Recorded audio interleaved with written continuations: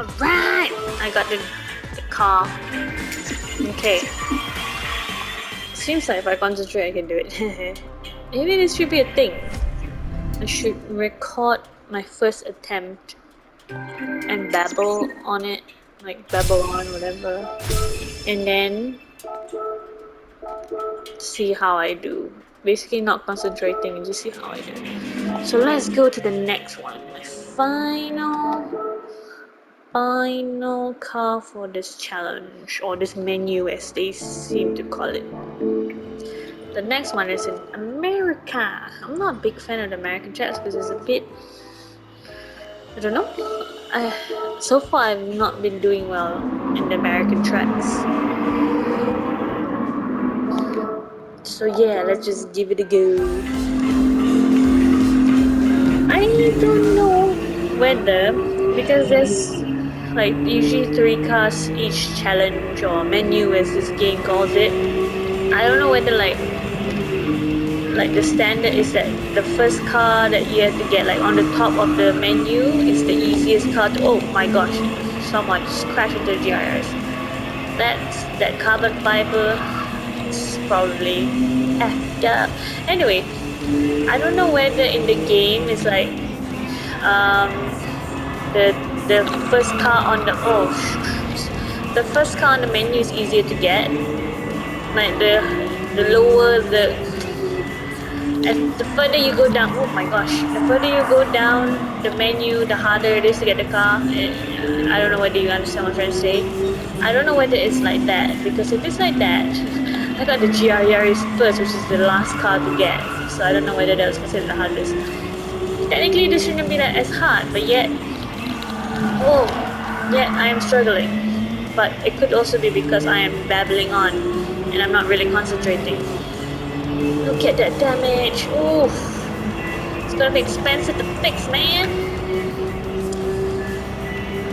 Oh yeah, somebody crashed that car in Malaysia, right? And there's like one less GRRs on the road. That's so sad. I didn't get to drive it. I had the opportunity to, but I was just too scared. Because me and manuals don't go well. I can drive a manual technically. I did take the driving license, the manual driving license. But ever since I got my license more than 10 years ago, is it 10 years ago? Oh yeah, it is exactly 10 years ago. Ever since I got my driving license 10 years ago, I have not really touched the manual. Ooh. So yeah, I'm not used to driving a manual, but I did get to try to drive what is that? A Civic Type R. I don't know what is. I'm sorry, I'm not good with the names, but the latest one, or the current one, I should say, not the latest one, because the latest gen of Civic doesn't have a Type R yet. So yeah, the current Civic Type R, I drove it very slowly in a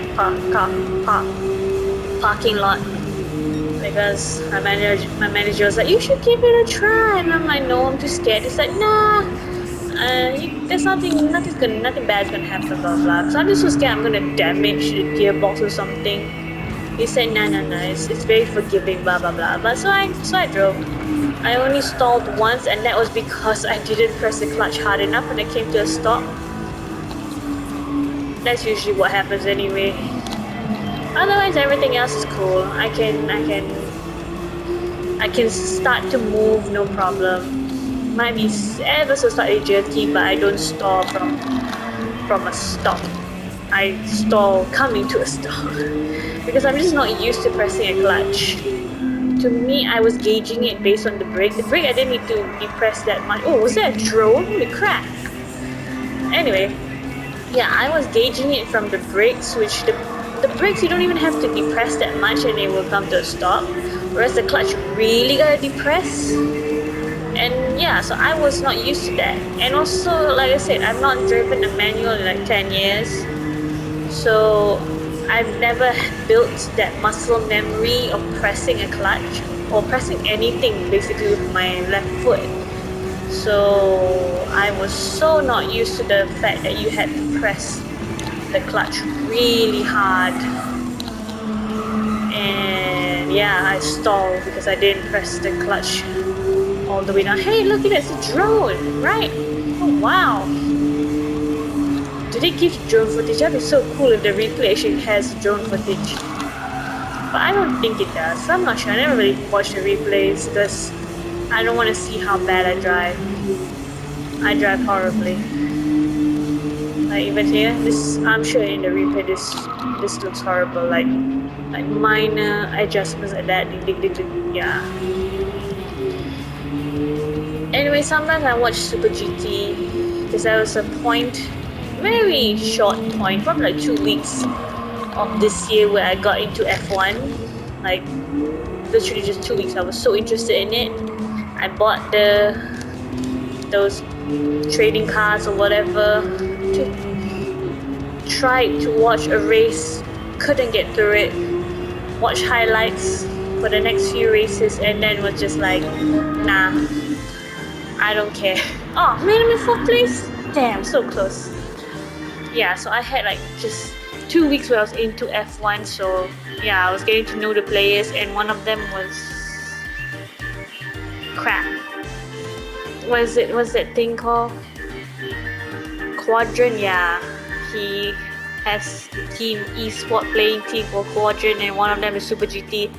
And yeah, I watched some of his videos, and he was saying like, "Oh, you gotta do some minor steering. Don't do too much steering. Don't put too much steering input or whatever, because you're gonna slow yourself down and whatnot." And then I'm like, how do you do that on a joystick? You can't. There's not much feedback. So yeah, I'm gonna blame my poor performances on the fact that I play on a joystick. Once again, I'm saying that I play on a joystick because someone might come across this video and wonder like, why the hell is she playing so horribly?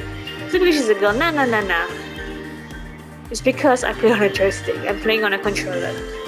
So it's very difficult to gauge how much of a input I need to put. What? I don't know. I'm not making sense. That's why this is called babbling while playing GT7. Anyway, bye bye.